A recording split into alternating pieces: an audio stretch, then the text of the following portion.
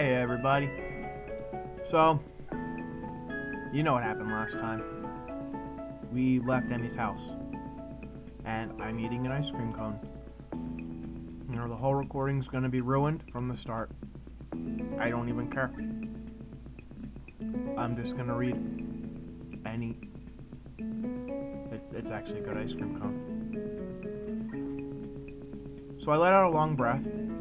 The wait until tomorrow morning comes and isn't going to be easy. The wait until tomorrow morning comes isn't going to be easy. In any case, I have to think on what to say to Emmy. I must apologize and I must get through to her somehow. On that account, something that has been on my mind for most of the way back to my room. The letter of apology from Iwanako. I was so concerned about my new life when I received it that I didn't even bother to really read it. Now that I find myself in a similar position, my curiosity got rekindled. What did she want me to let me know so badly? Nothing else, reading her thoughts might help me frame mine. I remember tossing it away. Damn, where did I throw that thing? I check under my desk. That turns up nothing, so I look for harder to reach, more unlikely locations. Well, now I know where the last sock went, at least. Still, no letter though. It's when I tried sweeping my arm under my nightstand that I feel something crinkly jammed between it and the wall. Grunting a little with the effort, I reach my prize and soon manage to bring it into the light. Bongos. I sit at my desk and spread the crumpled paper open. A flick turns on the table light. It's a lot of stuff. Skipping past the empty pleasantries, I look for the point where I stopped reading. Ah, here it is. I gotta read. But I'm eating. I realized something. I'm not a professional. I don't need to care. But I do care. But I wanted ice cream. I like you all. Everyone who watches these videos, I like you all. Everyone I'm friends with, I like you all.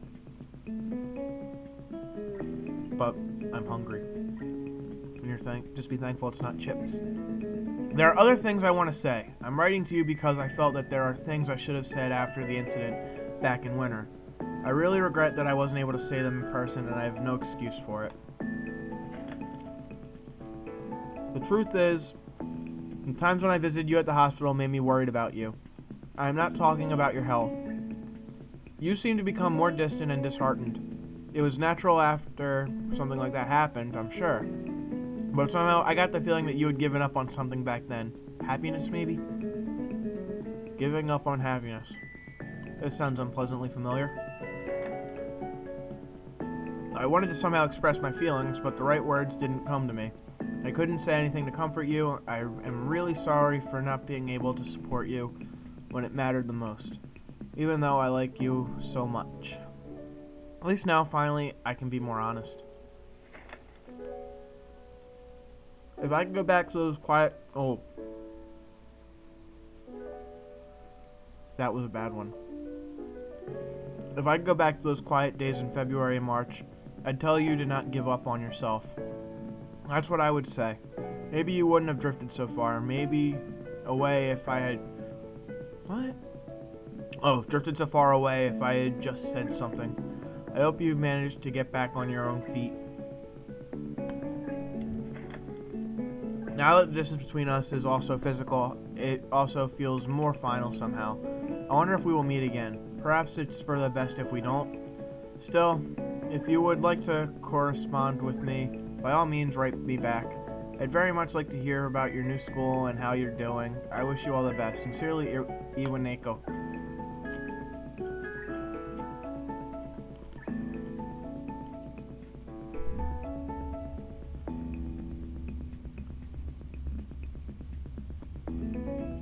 After finishing reading the letter, I smoothed it out carefully and set it aside on my desk.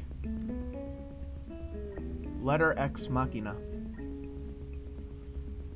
Thank you, Iwanako. I wanted to answer yes to your question on that snowy winter day, but I never got to it. By the time we met again, it was too late. Or so I thought. What would have happened if I had behaved differently back in that dismal, sterile hospital room? I'm sorry. There's no point in wondering now, but there's no point in trying to forget either. I am who I am because of all that's happened to me and all I look forward to experience. Present, oh, present, future, and past. My cone just crumbled a bit. And the past may have just taught me an important lesson now. Letter-Ex-Machina.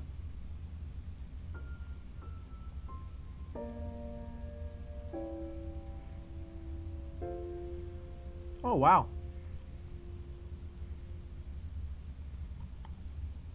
You know what? I'm going to call this a short episode. I know. Whoops. Short episode. Have a good one, guys. Act 4 begins next time I upload.